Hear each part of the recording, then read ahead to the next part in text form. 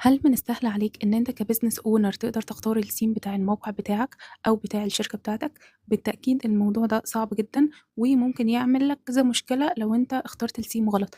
أول حاجة ممكن يضرب لك الموقع بتاعك، ممكن يوقّعه، ممكن يعمل مشاكل كتير أوي أنت في غنى عنها، وكمان لو هو مدفوع فأنت هتخسر الفلوس اللي أنت دفعتها دي، واحتمال تخسر الموقع بتاعك كمان.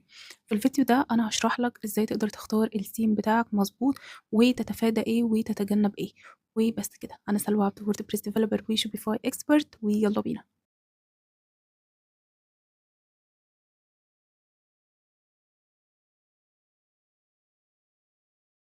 أول حاجة عندنا في اختيار الثيم بتاعنا، ليه مهم أصلًا إن إحنا نختار الثيم صح؟ إن سرعة الثيم سرعة الموقع أوقات بتعتمد على سرعة الثيم. يعني إيه؟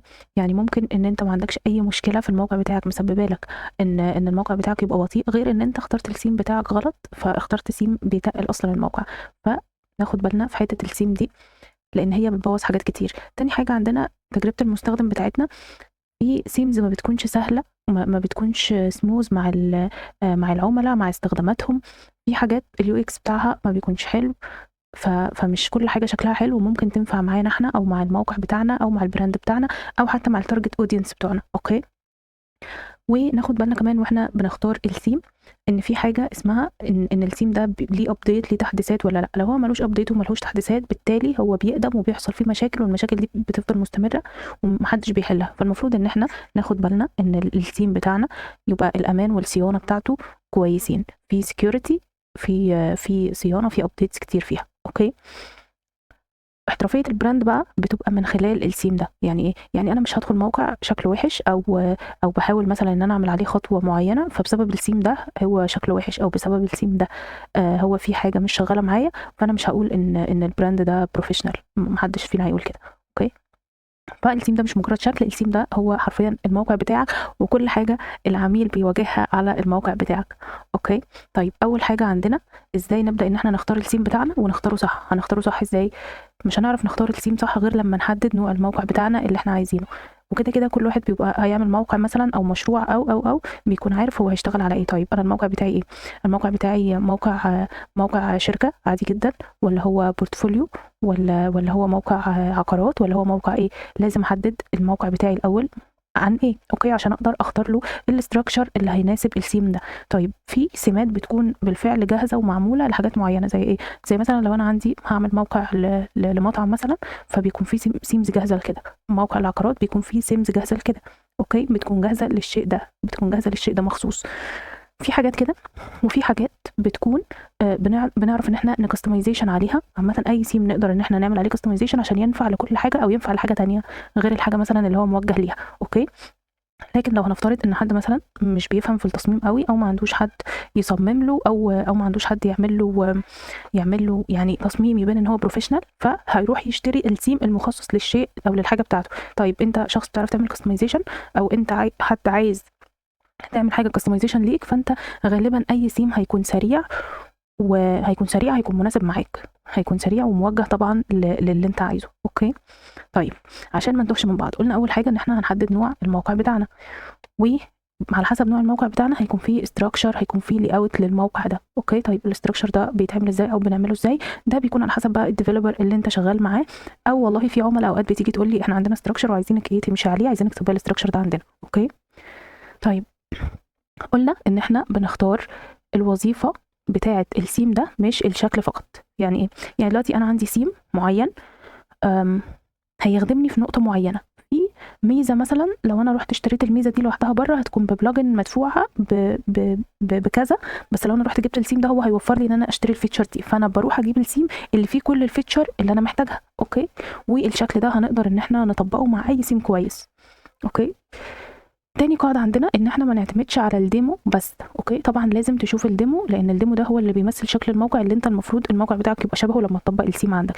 لكن احنا مش هنعتمد على الديمو بس، ليه؟ لان الديمو في حاجات كتير قوي بيستخدموها بتكون خارج السيم، بس بتكون مديه للسيم شكل حلو. زي ايه؟ زي الصور، زي مثلا البرودكت دي بتاعتهم معروضه بطريقه خاصه بيهم، والصور دي بتاعتهم بتكون محطوط خطوط ونصوص بشكل معين، بيكونوا مصممينه بشكل معين عشان يظهر ان هو شكله حلو. طيب هل ده معناه ان احنا مش هنشتري سيم شكله حلو؟ لا، هنشتري سيم شكله حلو، لكن مش كل سيم شكله حلو ده هينفع معانا او هيفيدنا او مش هيسبب ضرر للموقع بتاعنا. طيب نتاكد منين بقى؟ بشكل اساسي هنتاكد قلنا من التخصيص بتاع التخصيص بتاع السيم ده، وان احنا نقدر نعمل عليه كاستمايزيشن على قد ما نقدر. انا في سيمز شفتها يعني كانت غبيه جدا، كانت منتهى الغباء، ما بتعرفش تعمل عليها كاستمايزيشن على اي حاجه بسهوله. اوكي، فمش اي حاجه ان احنا نشوفها شكلها حلو ده معناه ان السيم فعلا حلو. اوكي، لا، في سيمز، وعلى فكره في سيمز ناس بتشتريها كتير قوي عشان شكلها، بس هي بتطلع وحشه جدا، سواء في السرعه سواء في البجات بتاعتها، في حاجات كتير، فمش افضل حاجه. قلنا اول حاجه هنبص عليها الفيتشر اللي احنا عايزينها، او نشوف كل الفيتشر كده اللي في السيم ده. اوكي، طيب الفيتشر عجبتنا والسيم عجبنا، هنبص على ايه؟ هنبص على الابديت بتاع السيم ده. طيب السيم بيحصل له ابديت كتير، واتاكدت ان السيم بيحصل له ابديت كتير كتير. نشوف الانستول بتاع السيم ده قد ايه، الناس اللي منزله السيم ده او اللي مشتريه السيم ده عددهم قد ايه. الناس دي لازم يكون عددها كبير، لو الناس دي عددها قليل فانصحك ان انت تشوف لك سيم تاني. اوكي، طيب شفنا كل ده، هنشوف بقى التقييمات بتاعت الناس اللي استخدمت السيم ده، هل هي تقييمات ايجابيه ولا هل هي في تقييمات سلبيه. طبعا كده كده كل حاجه لازم يكون فيها سلبي ولازم يكون فيها ايجابي، لكن المفروض هنا بقى في الحته دي التقييمات السلبيه، التقييمات الايجابيه تغلب. اوكي، لازم يكون في تقييمات ايجابيه كتير. تمام. طيب قلنا ان احنا هنركز على الاداء بتاع السيم، نتاكد ان الكود بتاعه كويس، الكود ما فيهوش مشاكل ومش هيعمل لنا مشاكل، متوافق مع الكاشنج، مع الليزي لودنج، مع الحاجات دي، السرعه بتاعته، ونتاكد ان السرعه بتاعته كويسه. طيب هنتاكد من كل ده منين؟ قلنا ان احنا هنشوف التقييمات، لو في حاجه سلبيه هتلاقي العملاء او الناس اللي مستخدمه السيم ده كاتبه العيوب. اوكي، هتبدا ان انت تنزل وتسال عن السيم ده وتشوف الناس اللي جربته وتسالهم عليه. اوكي، طبعا ده كله في حاله ان هو سيم مدفوع، عشان ما تروحش تشتري حاجه وفي الاخر تلاقيها مش كويسه، لكن لو هي في حاله ان هو سيم فري جربه، مش هتخسر حاجه، جربه لو هو سيم فري. اوكي، رابع حاجه معانا ان هو لازم يبقى متوافق مع البيج بيلدر انت هتشتغل بيها. طيب انا مثلا بشتغل باليمنتور مثلا، وانا عايزه اروح اشتري سيم هو اصلا مش شغال مع اليمنتور ومش متوافق مع اليمنتور، طب ما هو مش هينفع، هتروح تتفاجئ ان هو مش هيشتغل مع اليمنتور وهتبقى دفعت فلوس على الفاضي مثلا. اوكي، فانت لازم تتاكد ان البيج بيلدر بتاعته كويسه وسهله وتعرف تتعامل معاها. في سيمز كتير بيكون معاها البيج بيلدر الخاص بيها. طيب يعني اتاكد بقى ان انت هتعرف تمشي مع البيج بيلدر ده، هتعرف تعمل عليه كل حاجه. في بيج بيلدر بتكون صعبه جدا، مش اي حد يقدر ان هو يتعامل معاها، وبتكون معقده. اوكي، فانت لو شخص بتقدر ان انت تتعامل مع اي بيج بيلدر وجربت بيج بيلدر كتير وكده وبتعرف تنكش وتحل ومش عارف ايه، ده الموضوع ده هيبقى ايه، هيبقى سهل معاك زي اي حاجه. طيب لو انت شخص مش بتعرف تتعامل غير ببيج بيلدر واحد مثلا، ولا باتنين بيج بيلدر، ومش بتعرف تسلك في اي بيج بيلدر تاني، فابعد عن اي سيم ليه بيج بيلدر مخصوصه. اوكي، يعني شوف سيم كده ماشي مع البيج بيلدر اللي انت شغال بيها. طيب كل الكلام ده انت المفروض اصلا تعرفه منين؟ كل الكلام ده بيكون موجود في بيانات السيم من بره، لو هو كان سيم مدفوع، او في اللاندنج بيج بتاعه السيم ده. اوكي، ولو هو سيم مش مدفوع برضو هتلاقي البيانات دي مكتوبه بس مش متوسعه بقى، فانت عشان كده هتحتاج تجرب كتير.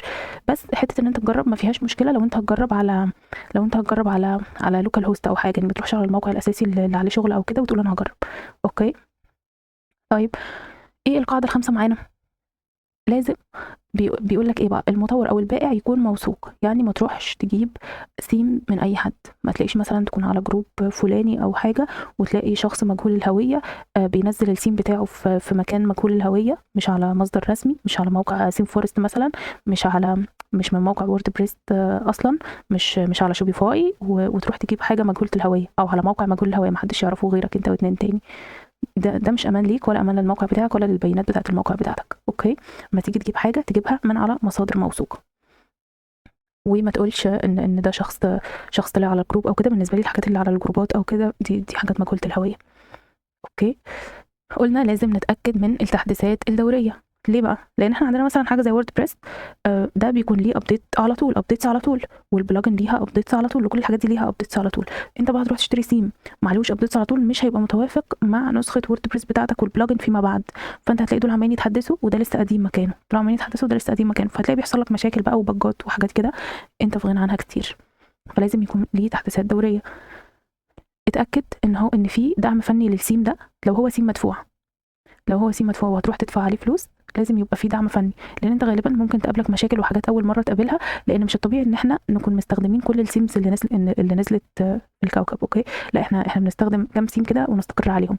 طيب جالك عميل طلب منك ان انت تشتغل بسيم جديد، عادي جدا ان انت تشتغل بسيم جديد، حاجه عاديه جدا، ولكن اتاكد ان في دعم فني. ما دام هو سيم مدفوع يبقى المفروض ليه دعم فني، لو في اي مشكله تقدر ان انت تتواصل مع الدعم وهيحلها لك او هيقول لك على الحل بتاعها. اوكي،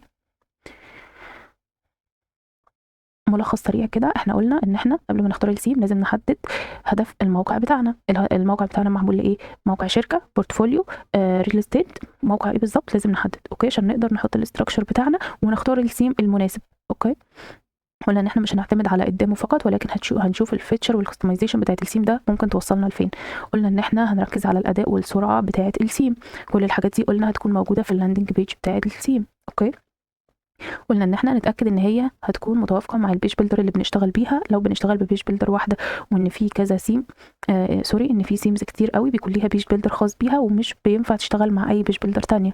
اوكي، وقلنا ان احنا هنختار السيم بتاعنا من مكان موثوق، ما نروحش نجيبه من اي موقع، نجيبه من موقع موثوق ونتاكد ان هو نازل عليه ابديتس على طول. وبس كده احنا وصلنا لنهايه الحلقه. لو عجبك الفيديو ما تنساش تعمل لايك واشتراك وفعل الجرس عشان يوصلك كل جديد، والسلام عليكم.